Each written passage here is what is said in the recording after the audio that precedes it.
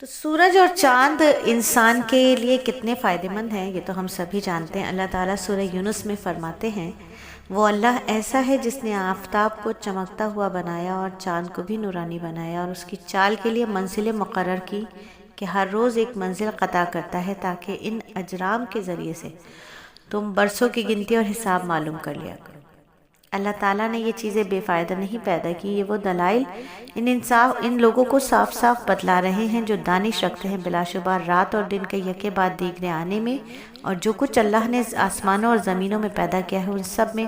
ان لوگوں کے واسطے دلائل ہیں جو اللہ کو مانتے ہیں۔ اور دن اور رات کی نشانیوں کے بارے میں اللہ تعالیٰ سورہ اسراء میں فرماتے ہیں، ہم نے رات اور دن کو اپنی قدرت کی دو نشانیاں بنایا، سو رات کی نشانی یعنی خود رات کی نشانی یعنی خود رات کو ہم نے دھندلا بنا دیا، اور دن کی نشانی دن کو روشن بنایا کہ اس میں سب چیزیں بے تکلف دکھائی دیں، تاکہ دن میں اپنے رب کی روزی تلاش کرو، اور رات اور دن کی آمد و رفت اور دونوں کے رنگ میں امتیاز کے ایک روشن دوسرا اندھیرا ہے، اور دونوں کی مقداروں میں اختلاف،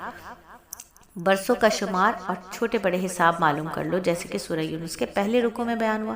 ہم نے ہر چیز کو خوب تفصیل کے ساتھ بیان کیا، لوح محفوظ میں وہ تمام کائنات کی مکمل تفصیل بغیر کسی استثناء کے ہے، اور قرآن کریم میں تفصیل بقدر ضرورت ہے، اس لیے دونوں بیان دونوں کی طرف منسوب ہے، معرف القرآن۔ تو کائنات کا مستحکم اور مضبوط نظام، سورہ یاسین میں اللہ فرماتے ہیں، ایک نشانی چاند ہے، اس کی چال کے لیے منزلیں مقرر کی کہ ہر روز ایک منزل قطع کرتا ہے، یہاں تک کہ اپنے آخر دور میں پتلا ہوتا ہے، ایسا رہ جاتا ہے جیسے کھجور کی پرانی ٹہنی کے پتلی اور خمدار ہوتی ہے۔ ممکن ہے کہ ضعف نور کی وجہ سے زردی سے بھی تشبیہ کا اعتبار کیا جاوے۔ چاند اور سورج کی چال اور رات اور دن کی آمد و رفت ایسے انداز اور انتظام سے رکھی گئی کہ نہ آفتاب کی مجال کے چاند کو یعنی رات کو جا پکڑے، اور نہ ہی چاند کی مجال کے وہ آفتاب کو پکڑ لے، یعنی رات کو ہٹا کر دن بنا دے کے، اور اسی طرح نہ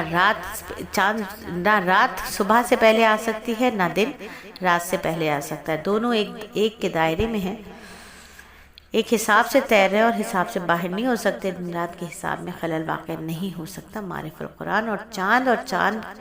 سورج قدرت کے پابند ہیں۔ اللہ رب العزت سورہ رحمان میں فرماتے ہیں، سورج اور چاند حساب کے ساتھ چلتے ہیں۔ تو یہ میرے رب کی قدرت ہے، میرے رب مالک ہیں، خالق ہیں، قادر ہیں، غنی ہیں،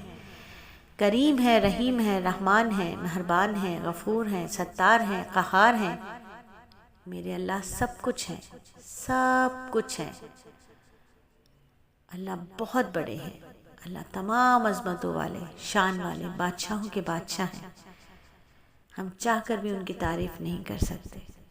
اور ان کا کرم، ان کی جود و سخا ایسی کہ ان کی تعریف کرو تو خود تعریف کرنے والوں کو تعریف کے قابل بنا دیتے ہیں۔ اللہ سب کچھ ہے۔